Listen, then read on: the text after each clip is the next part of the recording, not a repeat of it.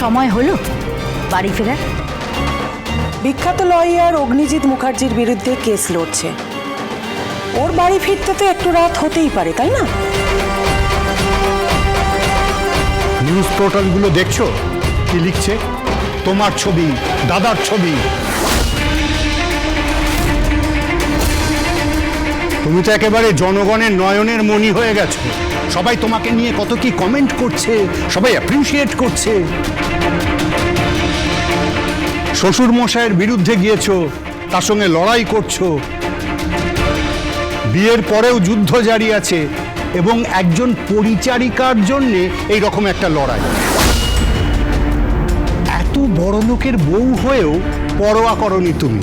সবাই কত বাহবা দিচ্ছে, সবাই সাবাস সাবাস বলছে, আর ততই তুমি আমাদের চোখে নিচে নেমে যাচ্ছ। এসব বন্ধ করো, তুমি বন্ধ করো এসব। হ্যাঁ, এসব বন্ধ করো।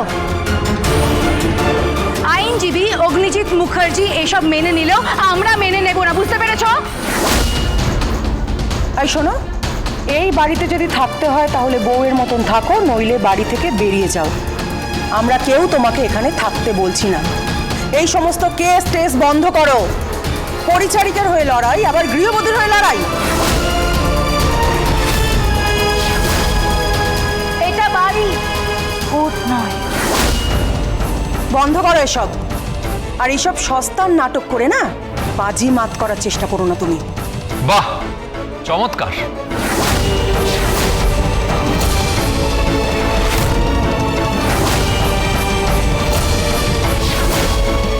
আমি তো জানতাম যে মেয়েরা মেয়েদের পাশে দাঁড়ায়। গীতা তো বাড়ির বউ, আর তোমরা খুড় শাশুড়ি। আমি তো ভেবেছিলাম তোমরা পাশে দাঁড়াবে, কিন্তু এখন তো দেখছি উল্টো।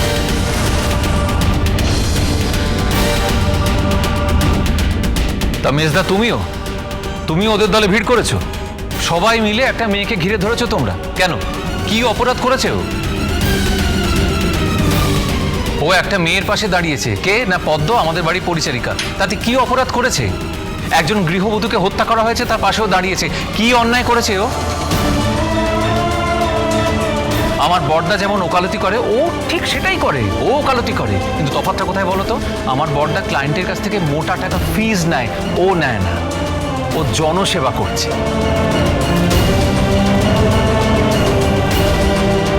তাতে অসুবিধাটা কোথায়? প্রবলেমটা কোথায় তোমাদের? প্রবলেম আছে।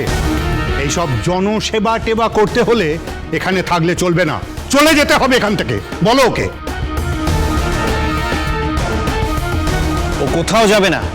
ও আমার স্ত্রী, ও আমার স্ত্রী।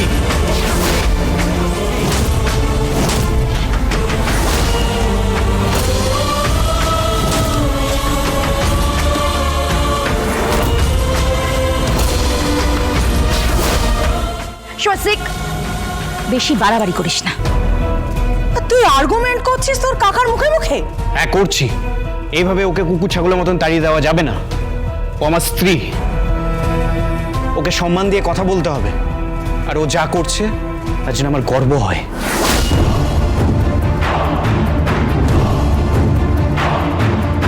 হ্যাঁ, অন্তত একজন তোর পাশে থাকুক, একজন তো থাকুক, এটাই তো চাই। আর সে যদিও স্বামী হয়, ব্যাস, তাহলে তো কোনো কথাই নেই।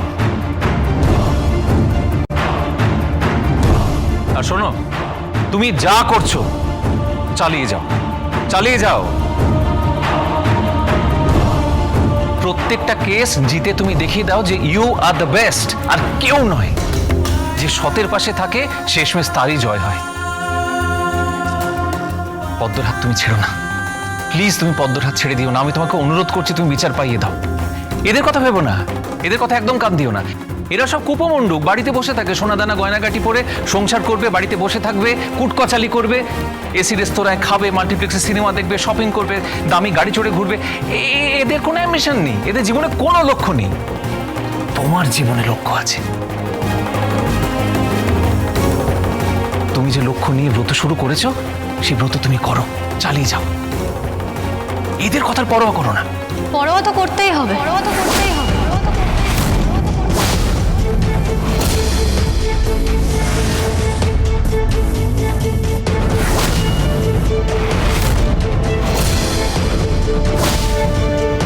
পরোয়া না করে উপায় আছে নাকি? মেহেক, হ্যাঁ, পরোয়া তো করতেই হবে, নইলে আবার আমার মা কাকিমায়েরা খুব রাগ করছে, দেখছো না তুমি? পরোয়া করো, তবে 2-4 দিনের জন্য।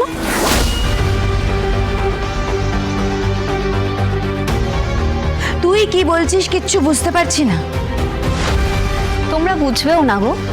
এবার আমি আমার লক্ষ্মী বৌদিটিকে বলছি, এবার একটু 2-4 দিনের জন্য কোর্টে যাওয়াটা বন্ধ করো, তারপর খুব সুন্দর করে সেজে গুজে কোণে সাজে একদম সোজা পিড়িতে গিয়ে বসে পড়ো। তোমার সঙ্গে আমার দাদার বিয়েটা হয়ে যাক, শুভ দৃষ্টি, অগ্নিসাক্ষী, সিঁদুরদান সমস্ত হয়ে গেলে তারপর না হয় তুমি কোর্টে যেও, যা খুশি করো। না হলে এরা তোমায় কেউ ছাড়বে না। ঠিক করে কথা বল মেহেক, ঠিক করে কথা বল। আমি তো ভুল কিছু বলিনি, আমরা ছোটরা তো তোমাদের থেকে শিখি, বলো। যবে থেকে বৌদি বাড়িতে এসছে তবে থেকে অশান্তি ঝামেলা, তাকে কি না বলেছো, কিভাবে না অপমান করেছো, ইভেন সবাই অপমান করেছে। সবাই বৌদি কি বলছে সেটাই দেখছে, অথচ উল্টো দিকের মানুষগুলো কে কি বলছে সেটা কেউ শুনছেও না, কেউ দেখছেও না। যে যেভাবে পারছে তাকে অপমান করে যাচ্ছে, এমনকি আমার বড়দাও পর্যন্ত তাকে ছাড়ছে না। কিন্তু তাহলে সে কোথায় যাবে? সে তো কোনো অন্যায় করেনি। সে তো এখানে আসার আগে, এই বাড়িতে আসার আগে জানতো না যে অগ্নিজিৎ মুখার্জির ছেলেকে সে বিয়ে করেছে। তাহলে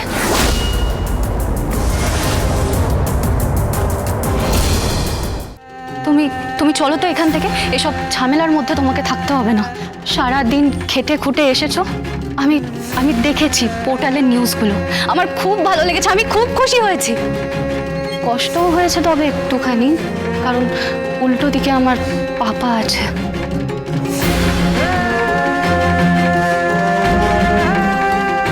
সে যাই হোক, তুমি তো ভালো কাজ করছো, আর ভালো কাজ করতে গেলে একটু সইতে হয়। এসো, উপরে এসো। এই মেয়েটাকে হারানো যাবে না, ও জেতার জন্যই জন্ম। সেও বাড়ির বউই হোক আর উকিলই হোক।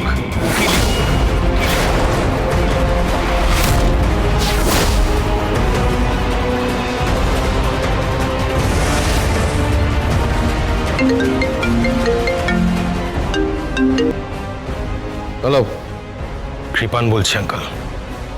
হ্যাঁ বলো কৃপান। আপনি যেমন যেমন বলেছেন আমি তেমন করেছি। Very good. এবার যেন কোনো ভুল চুক না হয়। কেসটা আমাকে জিততে হবে কৃপান, সে কোর্টের মধ্যে হোক কি কোর্টের বাইরে। আমি কখনো হারিনি, আমি হারতে চাই না, অন্তত পক্ষে ওই অ্যাডভোকেট গীতা এলএলবির কাছে হারতে চাই না। অ্যাট এনি কস্ট আমাকে কেসটা জিততে হবে। আপনি জিতবেন আঙ্কেল, আপনি জিতবেন, আমি বলছি আপনি জিতবেন, আপনাকে জিততে হবে।